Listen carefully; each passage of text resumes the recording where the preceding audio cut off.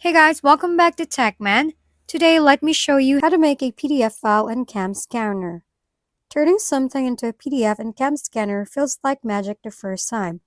1 second is just a photo, the next it looks like a proper document. What I usually do is open the app and import or scan whatever I want, like an image or paper.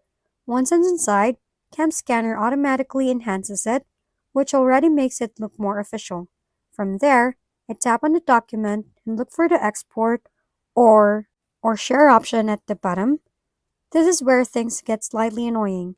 Some export features require premium, but you should still see an option to share as PDF.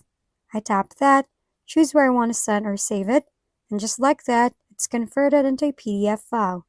Quick tip: before exporting, take a second to adjust the crop or filters. A small tweak can make your PDF look way cleaner, like you scan it with an actual office machine instead of your phone. If we've been helpful, kindly give us a thumbs up and don't forget to hit the subscribe and bell button for more contents. For any questions and suggestions, comment down below.